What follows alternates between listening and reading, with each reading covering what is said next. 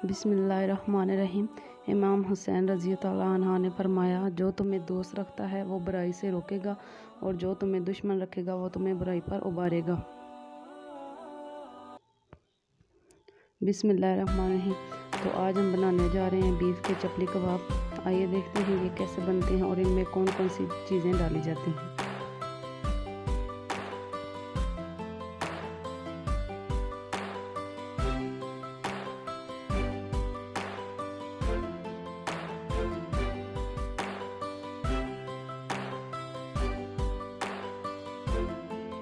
इसमें हमने 3 kilo beef का कीमा अच्छी तरह धो के रख लिया है।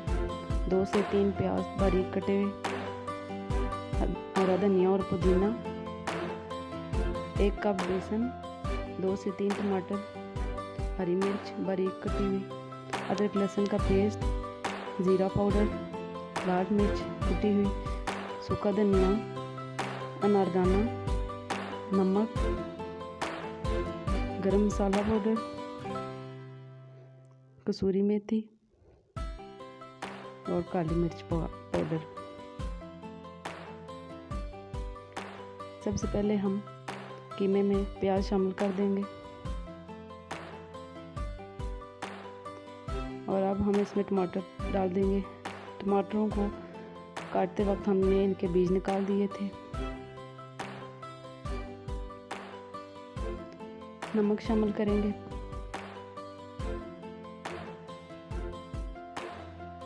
मोटा कुटा हुआ सूखा धनिया शामिल करेंगे, लाल मिर्चें कुटी हुई, हरी मिर्च मोटी मोटी कुटी हुई, अदरक लहसुन का पेस्ट,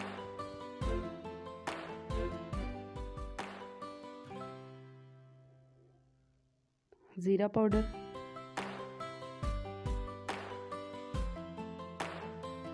गरम मसाला, कसूरी मेथी और काली मिर्च का पाउडर भी शामिल कर देंगे। हरा धनिया और पुदीना भी शामिल कर देंगे और अनारदाने को भी हमने मोटा मोटा कूट के इसमें शामिल कर दिया है और 1 कप बेसन भी हम शामिल कर देंगे ताकि हमारे चपली कबाब अच्छी तरह जुड़ जाएं।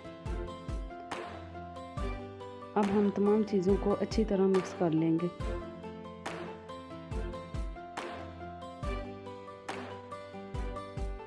तमाम चीज़ों को हम अच्छी तरह मिक्स करके 1 से 2 घंटे के लिए फ्रिज में सेट होने के लिए रख देंगे।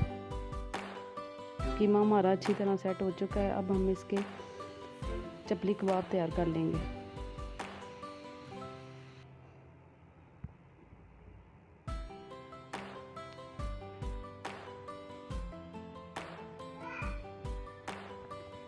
आपको जो सी भी शेप पसंद हो आप उसमें बना सकते हैं और ऊपर 1 टमाटर कट करके लगाते जाएंगे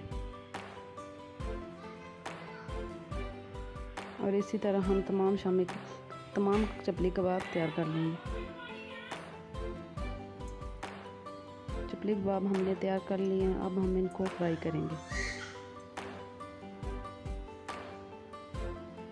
तेल हमारा गर्म हो चुका है। तेल को हमने हल्का गरम करना है। अब हम इसमें चपली कबाब शामिल करेंगे और एक साइड से अच्छी तरह गोल्डन ब्राउन होने तक पकने देंगे।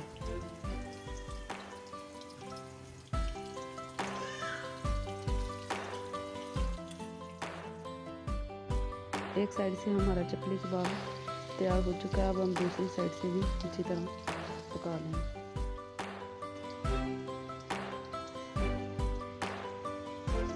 चपली कबाब हमारा अच्छी तरह फ्राई हो चुका है। अब हम इनको निकाल लेंगे।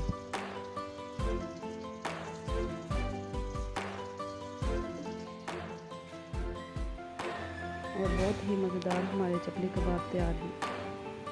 चटनी या केचप के साथ सर्व करें। और अगर आपको हमारी वीडियो पसंद है तो हमारे चैनल को सब्सक्राइब कर दें और साथ लगे बेल आइकन को भी प्रेस कर दें ताकि हमारे आने वाली हर नई वीडियो आप तक पहुंच सके। शुक्रिया।